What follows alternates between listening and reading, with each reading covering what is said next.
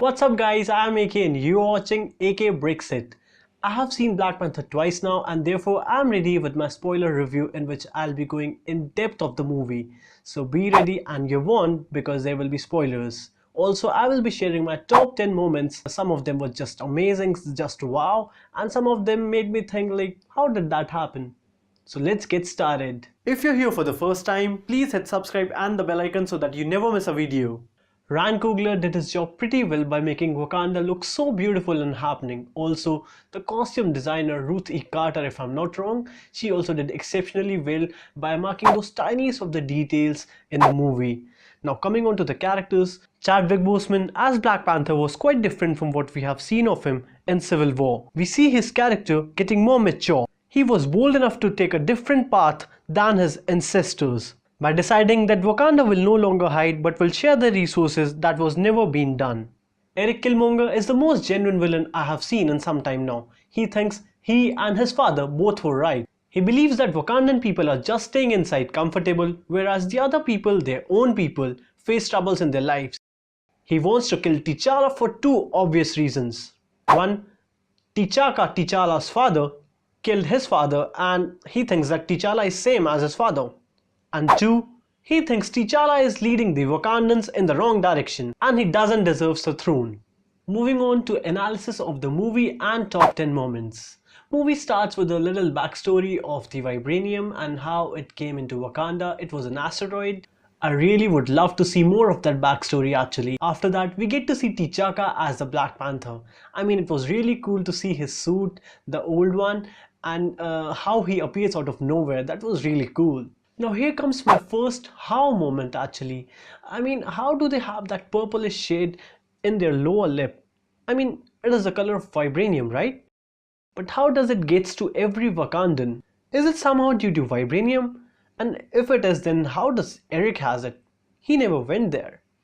I know his father had it, but how can it be a birthmark of every citizen of Wakanda? I think there is an explanation to that, but maybe I'm the one who doesn't know. If you know the reason, let me know in the comments below. Moving on to the present day, now the world knows that Barnes was not the one behind the bombing which took T'Chaka's life. It was actually Zemo and he has been arrested now. I'm really happy that one crime is at least taken away from his head. After that comes the first wow moment of the movie for me when Black Panther freezes and OKOYE lands. It was quite different and funny. Don't freeze. I never freeze.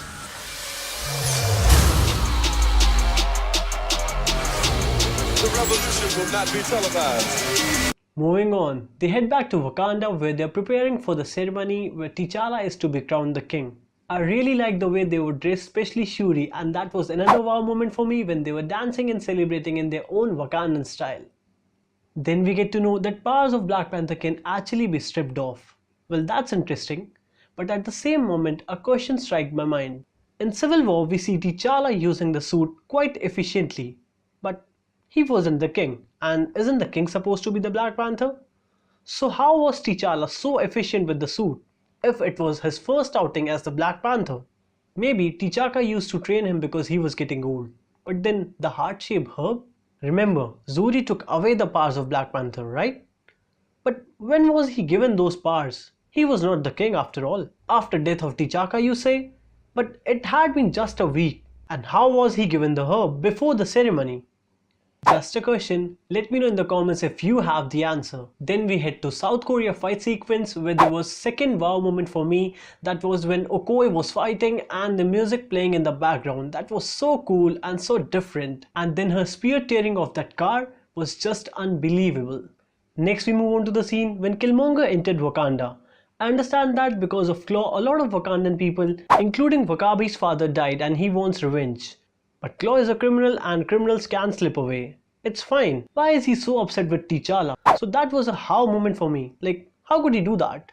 After that, another wow moment when Killmonger revealed his identity to the council and everyone is shocked and he's like, hey auntie, that was freaking cool and funny. Then T'Challa is defeated and almost killed, and after that we get another wow moment when NAKIA and OKOYE are talking. Two people both know what's right but both have their own duties.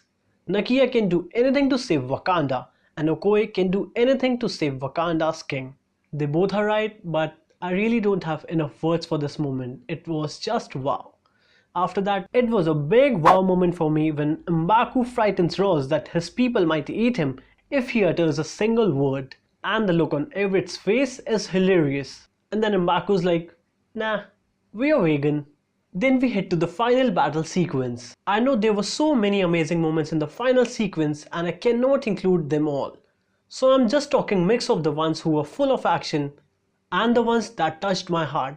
The last one is the sequence of two brothers fighting, where Killmonger is defeated and he tells T'Challa what his father told him about Wakanda and how beautiful it is. The whole sequence was just wow for me, and the son of Wakanda was so beautiful. After that, we get two end credit scenes. The first one in which T'Challa tells the other nations that now they'll be sharing their resources, and the second one in which we see Bucky Barnes aka the Winter Soldier, and the kids call him the White Wolf.